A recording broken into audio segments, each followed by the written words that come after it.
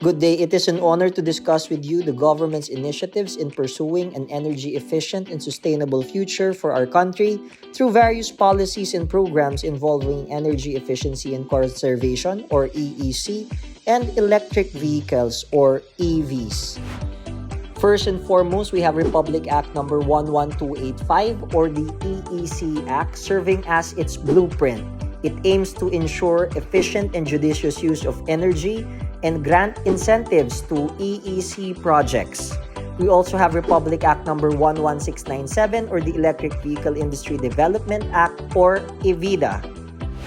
In May this year, the National EEC Plan was adopted for the building sector.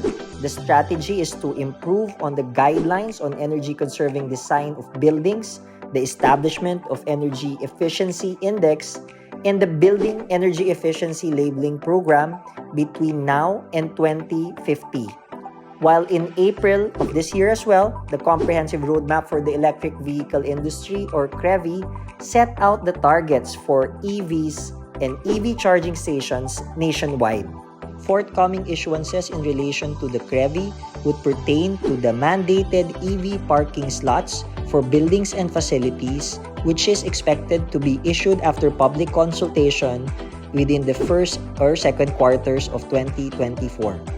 Those required to comply with the EEC Act are the energy-intensive, particularly in the commercial, industrial, and transport sectors, which are identified as designated establishments, or DEs. For calendar year 2022, 4,730 DEs have submitted their annual energy utilization report and annual energy efficiency and conservation report to the DOE. This was a 29% increase in compliance from the 3,660 DEs of the previous compliance period. To ensure sustainable operations of DEs, the EEC Act requires them to implement energy management systems, undergo energy audit once every 3 years, employ EE practitioners, and submit annual energy consumption and annual energy efficiency and conservation reports, among others. In 2022, DEs have a total reported investment of 6.78 billion pesos by implementing EE projects. These projects reported a total of 465.5 gigawatt hours of energy savings, translating to 331,541 tons of carbon dioxide emissions were avoided based on our 2015 to 2017 grid emission factor. Stay tuned for updates in terms of the adjustments for the energy consumption thresholds for the reportorial obligations of DEs as a result of our public consultations on the same later this year. The government is also participating in its efforts towards sustainability through our Government Energy Management Program, or GEMP, which is geared towards sustainability by requiring government entities to reduce their electricity and fuel consumption by at least 10%. As of 2022, the GEMP has achieved a cumulative reduction of electricity consumption of 22.2 gigawatt hours and diesel consumption of 84,000 liters and gasoline consumption of 32,000 liters. The efforts of the GMP have saved the government a total of 230.06 million pesos, equivalent to 16,643 tons of carbon dioxide emissions avoided since its inception. The DOE has also policies and programs to ensure sustainability of the building sector.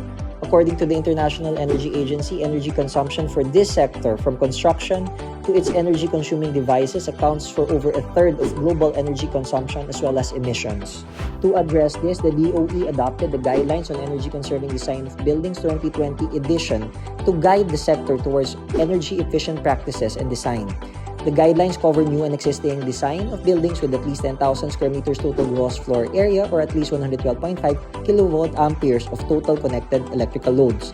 It provides for recommendations from building envelope, mechanical systems, electrical systems. At the moment, exempt buildings or facilities are encouraged to apply the recommendations of the guidelines, such as the use of green roof and installation of solar PV system whenever feasible. Kindly be informed that this is for adjustment this year in tandem with the revisions for the Philippine Green Building Code and alignment with the requirements for the integration of EV charging stations as part of the compliance for the mandated locations and shares for parking slots for EV charging station access in buildings and facilities.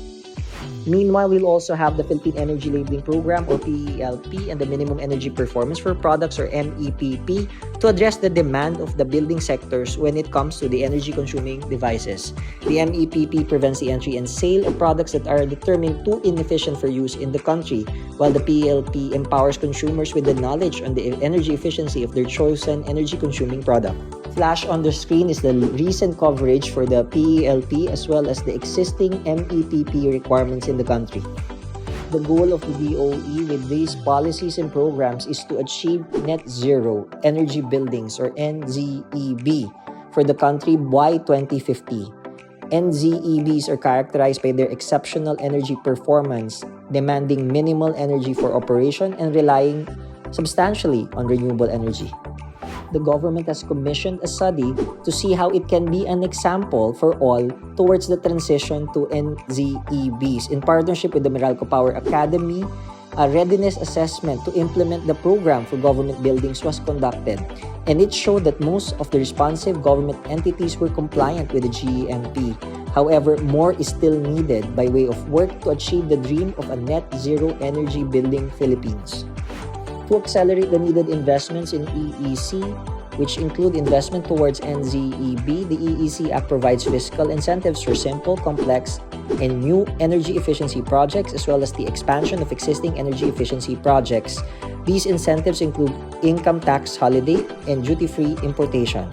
The guidelines for endorsement as well as the documentary requirements for the application can be found in DOE Department Circular Numbers DC 2021-05-0011 and DC 2022-03-004. Non-fiscal incentives are also provided, such as the conduct of the Energy Efficiency Excellence or EEE Awards, which aim to recognize the exemplary performance of individuals and entities from both the private and public sectors in the adoption of EEC in their respective workplaces. Last year's EEE Awards had a total of 24 awardees from 327 prospective entries under its various categories. The shortlisted entries for this year's EEE Awards had been announced, and we are eagerly awaiting the results from their final paper submissions for assessment. This concludes the presentation on the DOE's national programs on sustainability. We hope you have a newfound appreciation on our nation's efforts towards building a sustainable future.